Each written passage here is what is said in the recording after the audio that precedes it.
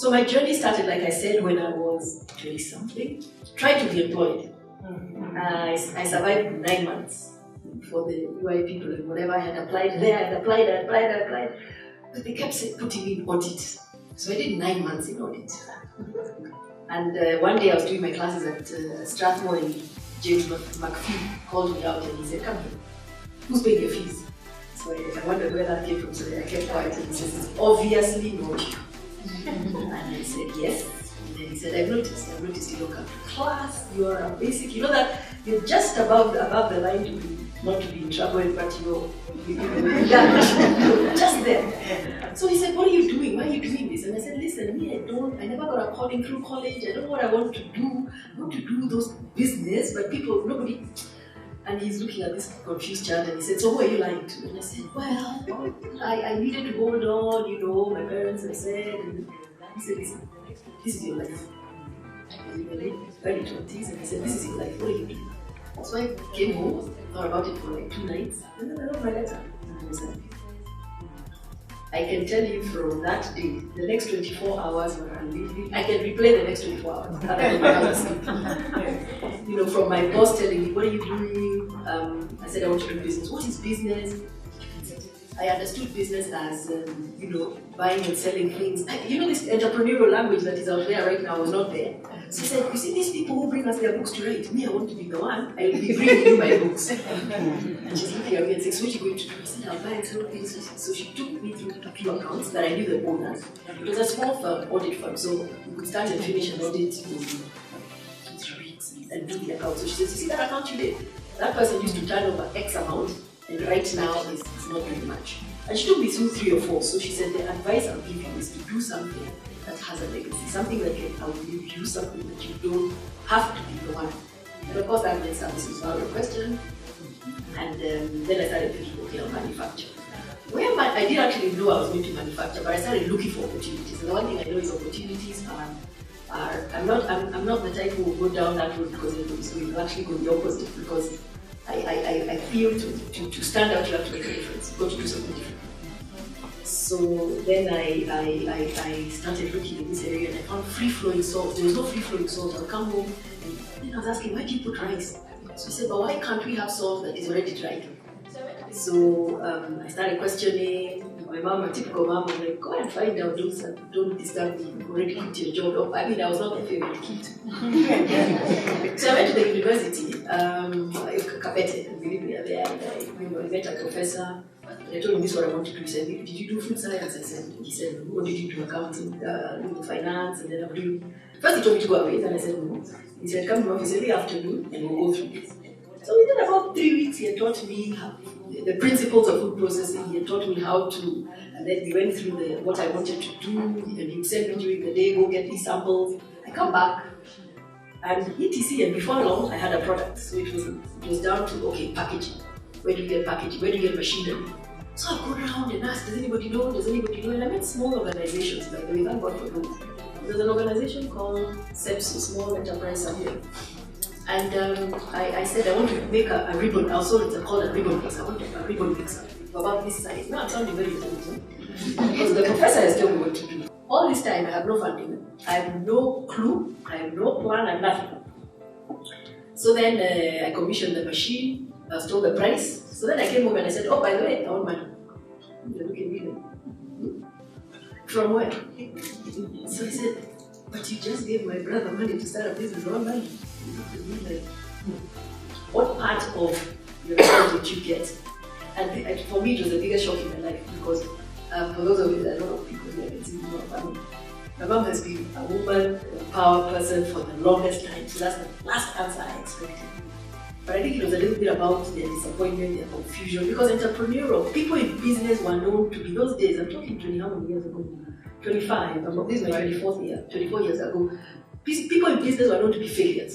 Entrepreneurship, because you come out of good job, you come out of college, you get jobs. So I think it was all that disappointment that she said. So I went out and I found a fund through Kenya Women Finance Trust, where they said, if you find somebody to put up the security, we will give you double. So I came home again and I said, I found money. So they said, who do you think is putting up the security? I said, you. Again. But in the meantime, I'm still ordering all these things and operating somehow. You know, I'm just, I'm coming back. I know that packaging, everything. So eventually, like 3 weeks later, I convinced her, I guess mom's being mom, so she said, okay, don't tell your father. So I hid my father's back, then she went to the bank manager and said, it's my FD, right? She has nothing to do with it. It is mine in my name. She's opened her business, it's me. So that's how they agreed, and I was given a small loan. It was less than 600,000 at the time. So I went and divided it and paid everybody. A little bit on packaging, a little on the machine. And then the guy of the machine, I remember telling him, give me this machine, I'll pay you in 6 months. And everybody has sort of just cut the money up. And I needed a venue. So my mom said, Diamond Plaza seemed to be having some very cheap, I think rent was 20-something thousand or something like that. She said, let's go to Diamond Plaza. So we took an office, a little office by the way, I think maybe that's what I wanted. So we brought the machine in the night and my gummies of salt. And we started mixing. I got one guy, so we mix with him during the day, and in the afternoon we pack it and I go and sell. And that's basically how Melvins was born. How did I end up in manufacturing? I didn't even think about it until so many years later. When I was in auditing, my boss used to audit a lot of, I guess, in audit, I think you guys know, you always throw to the bottom of the food chain. And that is industrial area, and those are manufacturing firms. I used to go in a matatu called Hilux. It doesn't have windows or doors. So it was not fancy. But anyway, I presume, because I remember even over my lunch hour, I would go to the shop floor. I would even forget to do my work. How does this work? What is this? And what is this? Then they'll tell us, by the way, we are commissioning a new plant. Where is it?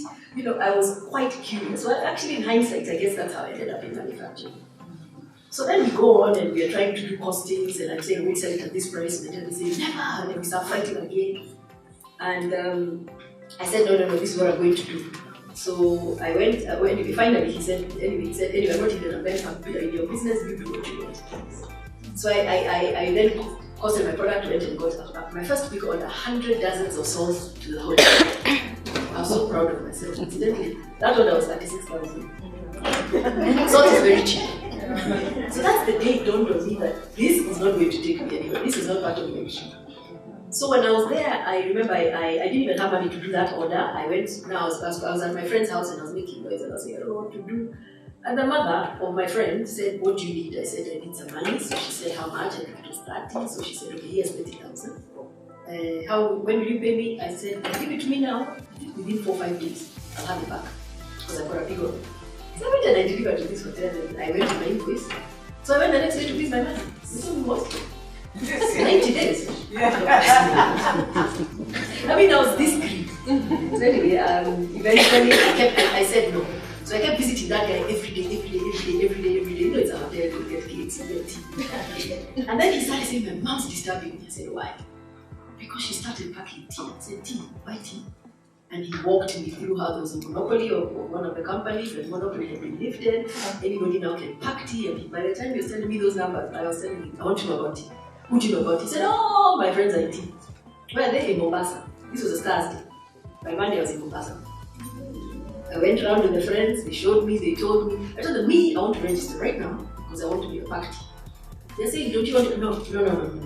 I'm telling you, from that Monday, I was registered by Monday evening. At least all my forms had been filled in. And it was a broker taking to another one and signing and taking to another one. So all they told me is, can we see you in the evening? Okay. So that evening we went. And they just asked me, who do you think you are? I said, why? They said, a monopoly has been there for 19 years. You have money? No. You have a business? I'm starting. You have a brand? I'll create one. In hindsight now, I really must have looked like a real cartoon. But anyway, so they told me they really think it's a bad idea, I'm being silly, I'm rushing, and I shouldn't do it, and everything else that you can be told. And I said, I hear you, gentlemen, thank you. I came back to Nairobi, and I went to T-Board, and I did all my things. But their words they were not in vain. Because I sat and I said, who do I think I am? And that same day I said, okay, what tea? I went to the kitchen, no ginger. Got back, I went back. And that's when it hit me. I said, who else thinks like me? And I said, I'm going to put ginger in my tea.